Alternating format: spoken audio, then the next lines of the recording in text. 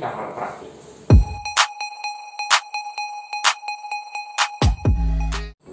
Nah, sekarang di samping saya sini sudah ada beberapa alat-alat yang ada di kamar operasi. Yang pertama, di bagian pertama, yaitu ada instrumen pemotong. Nah, instrumen pemotong itu dimulai dari ini. Ini namanya adalah gunting mayom. Ini bentukannya seperti ini. Nah, gunting mayom ini guntingnya itu besar dan juga untuk memotong struktur yang liat seperti otot, uterus, dan juga breast.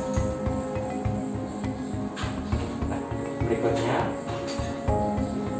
ini guntingnya itu namanya mesocowl yang berukuran kecil, dan digunakan untuk memotong jaringan. Jadi ini hanya untuk memotong jaringan. Nah, berikutnya ini adalah gunting benang. Nah, gunting benang ini di semua gunting benang dia di bagian sisi satunya berbentuk seperti cekungan. Lihat, nah seperti cekungan. Ini ya seperti namanya. Ini digunakan untuk memotong benang operasi dan juga merapikan luka.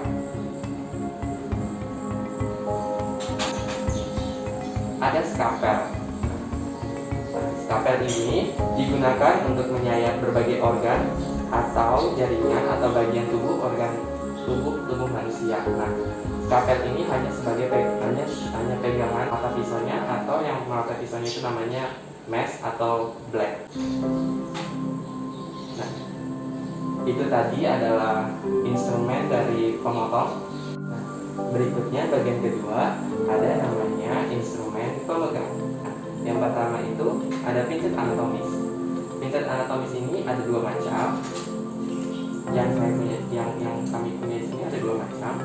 Yang pertama itu yang ini namanya pincet anatomis yang thumb forceps. Kemudian yang ini yang bentukannya namanya ada Edson dissection forceps. Dia lebih kecil dan lebih ke bagian ujung untuk lebih teliti. Nah, gunanya itu untuk menjepit kasar waktu menekan luka, juga untuk menjepit jaringan yang lebih tipis dan juga yang lebih rapi.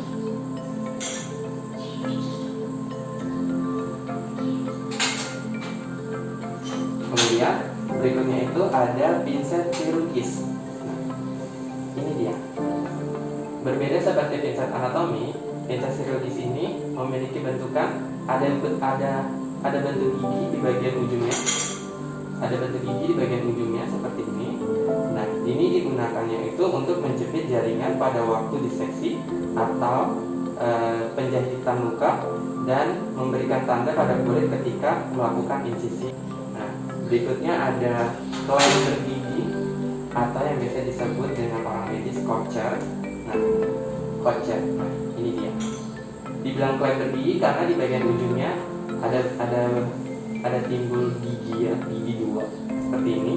Nah, ini digunakan untuk memegang kulit agar lebih kuat sehingga tidak menimbulkan kerusakan pada jaringannya. Kocer. Berikutnya ini namanya klem yang tidak bergigi. Dia tidak ada giginya di bagian ujung. Nah, klem tidak bergigi ini atau biasa disebut dengan klem arteri. Nah, klem ini digunakan untuk menghentikan perdarahan. Kemudian ada namanya klem Ellis. Nah, klem Ellis atau alis ini bentukannya seperti garpu ya teman-teman.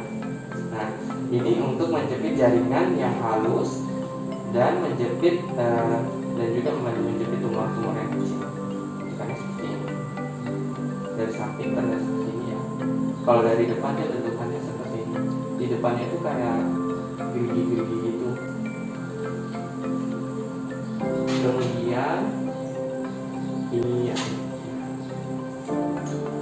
Ini namanya duct clamp. Nah, duct clamp ini digunakan untuk menjepit kain operasi atau duct yang dilapisi di bagian operasi. Nah, selain sebagai penjepit kain operasi, Ini juga digunakan untuk memegang tulang poste ketika dilakukan traksi atau traksi eksternal pada dinding jaket. Berikutnya ada needle holder. Nah, ini namanya needle holder. Needle holder ini digunakan untuk memegang jarum jahit dan sebagai penyukur benang. Kemudian di samping saya ini ada korentan. Sepertinya kalian semuanya sudah tahu ya, ini pasti korentan. Nah, fungsinya korentan sendiri itu untuk mengambil instrumen yang steril, dan juga untuk mengambil kasa, gaun operasi, duct, dan juga leckan steril.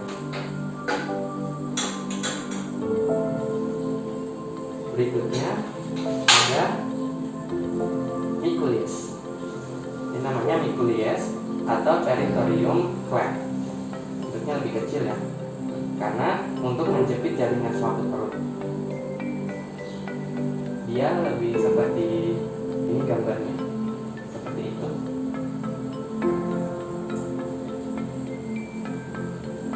Ini namanya ring clamp.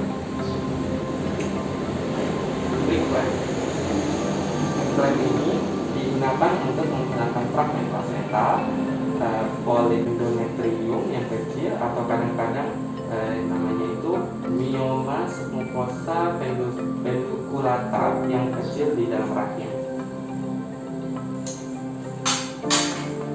Nah, itu alat-alat, itu ada beberapa contoh alat dari pemegang, alat instrumen pemegang.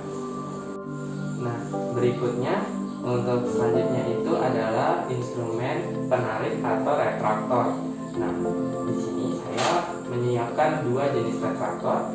Yang pertama itu ada retraktor goulet atau goulet retraktor yang digunakan untuk menarik luka sayatan yang dangkal atau yang lebih superficial. Kemudian yang kedua ada weight liner atau weight liner retraktor. Dia digunakan itu untuk memegang luka yang terbuka sehingga dokter bedah itu dapat melakukan perbaikan di bagian bawahnya. Nah, itulah tadi beberapa perkenalan mengenai alat instrumen yang ada di kamar operasi. Jadi, alat instrumen itu ada 3 bagian. Yang pertama ada alat instrumen pemotong, kedua alat instrumen pemegang, dan ketiga ada alat instrumen penarik atau retraktor. Nah, semoga dapat dipahami dan sekian. Terima kasih.